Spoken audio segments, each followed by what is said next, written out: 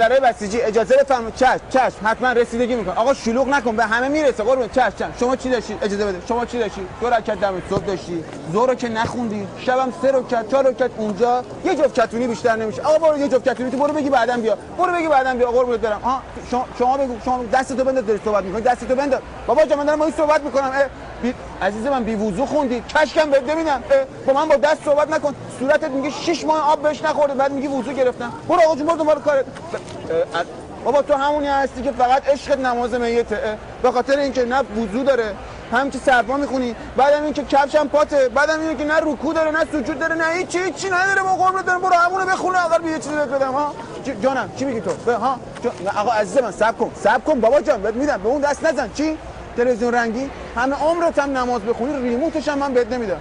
14 اینچ 140 رکعت باید تو حسابت باشه. آخه بابا تو کل نماز عمرت هم 20 رکعت نمیشه قربون شکلت. میخوای برو همینجا دم در یه 120 دیگه بزن بیا، برو بزن بیا، محلش میکنم. فقط سری جون داشت سری بیا، الان من رو هوا میزنم دیگه. اجازه بدید سرسره کنید. الو جانم چی؟ ونزوئلایی؟ آره 2200 رکعت خوندی؟ پراید میخوای؟ مرد حسابی بابا دست بر. مرد حسابی تو ونزوئلا شکسته است قربونت برم. فکر می‌کنی من نمیفهمم؟ 1100 تا خوندی، ژادیرک هم بهت نمیدم من. با من صحبت می‌کنی دهنتو ببند. برو ببینیم بابا.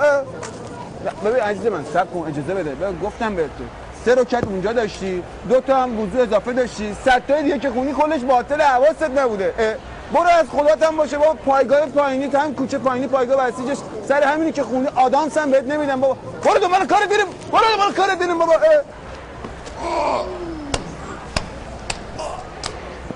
خب آقایون بسیجی‌ها توجه بفرمایید. بریم کنار خود مقام عظما اومدم. به خیلی خوش اومدید. خیلی خوش اومدید. خیلی خوش اومدید. فقط این که شما اومدین جایزه بگیریم. آخه زمین قصری و لباس نجس و کمرت بزنن باشد. ما فقط نماز وحشت بخونیم بیشتر چیزه. صبح هم که تن لشتو تکون نمیدی. ولی خب چیکار کنیم ما؟ ببین این یه تیکه رو حق دیگه. ببین 25 تایی برات گذاشتم برو، ولی خدا وکیلی بخون دیگه. برو قول بده بخونی ها. برو. آیون برادرای بسیجی، من میگم به جای اینکه بیاید با رکعتاتون حل حوله بخوریم، نمازها و وضوها و رکعت‌ها و قرضی‌ها و همه رو بذارید رو هم دیگه. این مقام عظما رو از تو خیابون جمع کنیم بفرستیم تعمیرگاه شاسیشو جا بزنن. آفتاب خرج لعیمه. ولی خب دیگه باشه.